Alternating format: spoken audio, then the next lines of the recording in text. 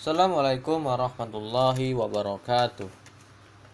Pada kesempatan kali ini, kami kelompok 5 akan menjelaskan tentang akhlak dan tasawuf. Perkenalkan, nama saya Muhammad Rizky Ramadan, berasal dari Teknik Pertanian Ruang 1 dengan nomor induk mahasiswa J1B1200041. Assalamualaikum warahmatullahi wabarakatuh. Perkenalkan, nama saya Riana Marcella dengan NIM J1B1200013 dari Program Studi Teknik Pertanian Ruang 1. Assalamualaikum warahmatullahi wabarakatuh. Saya Muhammad Rizky Ramadan dari Prodi Teknik Pertanian Ruang 1 dengan NIM J1B1200047. Perkenalkan, saya Suci Hardiana dengan NIM J1B1200017. Saya kelas R001 dari Program Studi Teknik Pertanian Fakultas Pertanian Universitas Jambi. Baiklah, saya akan menjelaskan tentang pengertian tasawuf, etika, moral, dan akhlak. Yang pertama, pengertian tasawuf. Menurut Abdul Karim Amrullah mengatakan bahwa tasawuf adalah sebagai pembersih jiwa dari pengaruh benda atau alam agar ia mudah menuju ke jalan yang benar. Dan menurut Labib MZ dan Muhammad Al-Aziz mengatakan bahwa tasawuf merupakan pendekatan diri kepada Allah dengan beribadah membersihkan diri dan hati dari sifat tercela, menghiasi diri dengan sifat terpuji, tidak mengutamakan urusan dunia, merasa cukup dan bersyukur dengan yang Allah berikan kepada dirinya, disertai tawakal dan mahabbah kepada Allah.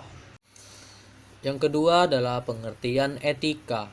Etika merupakan teori matang perbuatan manusia dilihat dari baik dan buruk. Menurut Kamus Besar Bahasa Indonesia, etika berarti ilmu tentang apa yang baik dan apa yang buruk, dan tentang hak dan kewajiban moral atau akhlak. Baik dan buruk mengandung 3 pengertian. Yang pertama, nilai atau norma yang menjadi pegangan orang dalam mengatur tingkah laku. Yang kedua, kumpulan asas atau nilai moral. Yang ketiga, ilmu tentang baik atau buruk. Yang ketiga adalah pengertian moral. Moral adalah suatu hukum perilaku yang diterapkan kepada setiap individu dalam bersosialisasi dengan sesamanya sehingga terjalin rasa hormat dan menghormati antar sesama. Moralitas terbagi menjadi 2, yaitu moralitas objektif, yaitu moralitas yang diterapkan pada perbuatan sebagai perbuatan terlepas dari modifikasi kehendak dari perilakunya. Yang kedua, moralitas subjektif adalah moralitas yang memandang suatu perbuatan ditinjau dari kondisi pengetahuan dan pusat perhatian dari perilakunya, latar belakangnya, stabilitas emosionalnya, serta perilaku personal lainnya. Yang keempat adalah pengertian akhlak. Akhlak berasal dari kholaqo yang berarti mencipta, membuat atau menjadikan. Akhlak adalah kata yang berbentuk mufrad, jamaknya adalah khuluku yang berarti perangai atau tabiat. Akhlak secara etimologi berarti perangai, adat, tabiat atau sistem perilaku yang dibuat oleh manusia. Akhlak secara kebahasaan bisa baik atau buruk tergantung kepada tata nilai yang dipakai sebagai landasannya. Meskipun secara sosiologis di Indonesia kata akhlak sudah mengandung konotasi baik sehingga orang yang berakhlak berarti orang yang berakhlak baik. Pendapat lain mengatakan akhlak adalah hal ihwal yang melekat dalam jiwa. Daripadanya timbul perbuatan-perbuatan yang mudah tanpa dipikirkan dan diteliti oleh manusia. Apabila hal ihwal atau tingkah laku itu menimbulkan perbuatan-perbuatan yang baik, lagi terpuji oleh akal dan syara, maka tingkah laku itu dinamakan akhlak yang baik atau akhlak yang mulia, atau yang lebih sering disebut sebagai akhlakul karimah. Sebaliknya, bila perbuatan yang buruk, maka tingkah laku itu dinamakan dengan akhlak yang buruk atau akhlak tercela, atau dalam bahasa Arabnya akhlakul mazmumah. Sesuai dengan hadis baginda Rasulullah SAW, sesungguhnya yang paling aku cintai di antara kalian adalah, dan yang paling dekat tempat tinggalnya denganku pada hari kiamat adalah yang paling mulia akhlaknya. Hadis riwayat Tirmizi, sahih. Selanjutnya, saya akan menjelaskan tentang ruang lingkup akhlak dan tasawuf. Ruang lingkup akhlak meliputi baik dan buruk. Akhlak itu sendiri dapat digolongkan menjadi dua macam, yaitu akhlak yang baik atau yang sering disebut dengan akhlakul karimah atau akhlak yang mulia, dan akhlak yang buruk yang sering kita sebut dengan akhlakul mazmumah atau akhlak yang tercela. Selanjutnya, ruang lingkup ilmu tasawuf itu adalah hal-hal yang berkenaan dengan upaya-upaya atau cara-cara untuk mendekatkan diri kepada Tuhan, dengan tujuan untuk memperoleh suatu hubungan khusus secara langsung dari Tuhan. Hubungan akhlak dan tasawuf. Hubungan akhlak dan tasawuf sangatlah erat. Bisa dikaitkan seperti dua mata uang. Akhlak dan tasawuf ini adalah bagian yang tidak dapat dipisahkan. Karena ketika kita mempelajari tasawuf, maka Al-Quran dan hadis akan mementingkan kemuliaan daripada akhlak. Dengan akhlak, kita berusaha untuk menghiasi diri kita dengan sifat-sifat yang terpuji, sebagaimana yang telah dicontohkan oleh Rasulullah. Dan kita juga berusaha untuk menjauhi sifat-sifat yang tercela. Dengan tasawuf, kita selalu berusaha untuk membersihkan hati dari dosa-dosa atau kotoran-kotoran rohaniyah. Peran dan fungsi akhlak tasawuf. Yang pertama, sebagai pedoman moral dan etika dalam menjalani kehidupan sehari-hari. Di sini, akhlak Rasulullah SAW harus menjadi pedoman umat Islam, terutama dalam mengarungi lautan kenikmatan dan kemewahan kehidupan duniawi agar tidak melewati batas. Yang kedua, sebagai alat untuk menyensor pengaruh atau dampak yang dibawa oleh arus modernisasi dengan mengambil yang baik dan menjauhkan yang buruk. Dalam hal ini, akhlak tasawuf dapat menjaga kestabilan mental spiritual dalam menghadapi lika-liku kehidupan, termasuk di dalamnya pengaruh baik dan buruk. Dengan adanya akhlak tasawuf, kita dapat membedakan yang mana yang baik dan buruk dan membawa kita ke arah yang lebih baik. Yang ketiga, sebagai media untuk mengingat Allah Subhanahu wa Ta'ala dalam situasi dan kondisi apapun. Dengan adanya akhlak tasawuf, kita dapat selalu mengingat Allah Subhanahu wa Ta'ala dalam keadaan senang maupun susah. Karena hidup kita tidak digunakan untuk mengejar dunia saja, tapi untuk mengejar akhirat juga. Yang keempat, menjaga utuhnya jati diri dan harga diri seorang muslim. Dengan akhlak tasawuf, kita dapat memperteguh dan menyuburkan keyakinan beragama. Karena iman seseorang bersifat labil. Saat seseorang melakukan perbuatan tercela, maka imannya akan menurun.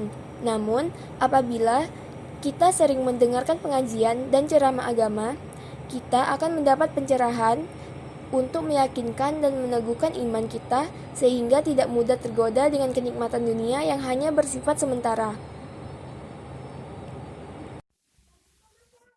Aliran yang ada dalam perkembangan akhlak tasawuf. Orang yang pertama memberikan perhatian kepada tumbuhnya aliran-aliran dalam tasawuf Islam itu adalah Fakhruddin Al-Razi. Secara garis besar, alam pemikiran tasawuf dalam Islam telah melahirkan 7 aliran besar, yaitu 1. Aliran Ittihad, atau bersatunya manusia dengan Tuhan. Ittihad berasal dari kata ittihada yatahid ittihad, yang berarti bersatu atau kebersatuan.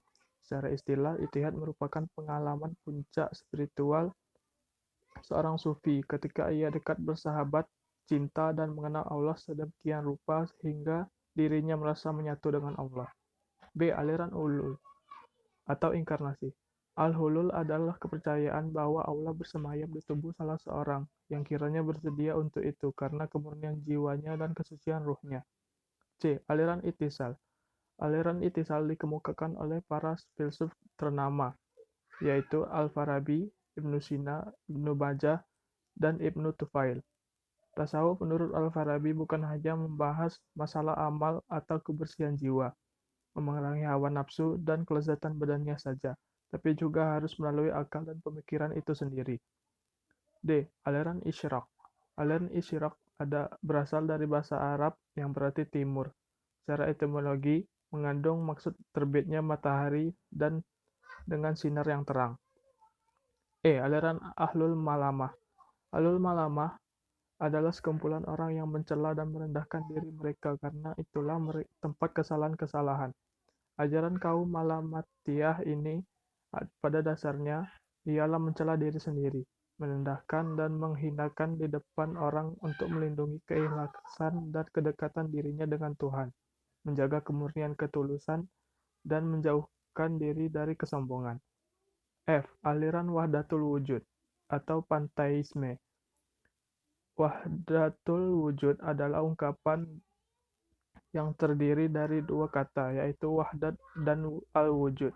Wahdat berarti tunggal atau kesatuan, sedangkan wujud artinya ada.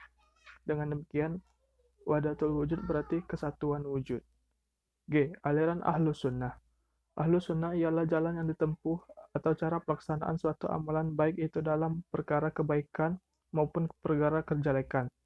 Maka as-sunnah yang dimaksud dalam istilah Ahlus Sunnah ini ialah jalan yang ditempuh dan dilaksanakan oleh Rasulullah SAW serta para sahabat beliau.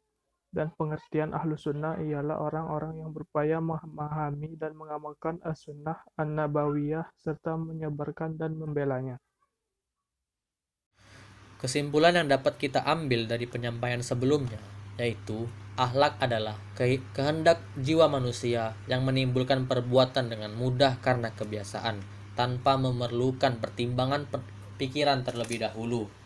Tasawuf adalah suatu kehidupan rohani yang merupakan fitrah manusia dengan tujuan untuk mencapai hakikat yang tinggi, berada dekat atau sedekat mungkin dengan Allah dengan jalan menyucikan jiwanya, dengan melepaskan jiwanya dari noda-noda sifat dan perbuatan tercela. Akhlak dan tasawuf saling berkaitan. Akhlak dalam pelaksanaannya mengatur hubungan horizontal antara manusia, sedangkan tasawuf mengatur jalinan komunikasi vertikal antara manusia dengan Tuhannya.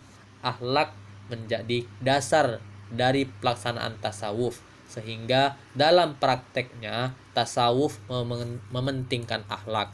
Ruang lingkup tasawuf meliputi hal-hal yang berkenaan dengan upaya-upaya atau cara-cara untuk mendekatkan diri kepada Tuhan yang bertujuan untuk memperoleh suatu hubungan khusus secara langsung dari Tuhan. Akhlak dan tasawuf memiliki tujuan yang sama, yaitu mendekatkan diri kepada Allah dengan cara membersihkan diri dari perbuatan yang tercela dan menghiasi diri dengan perbuatan yang terpuji. Demikianlah presentasi dari kelompok 5. Lebih kurang kami mohon maaf. Kami ucapkan wabillahi taufik wal hidayah. Wassalamualaikum warahmatullahi wabarakatuh.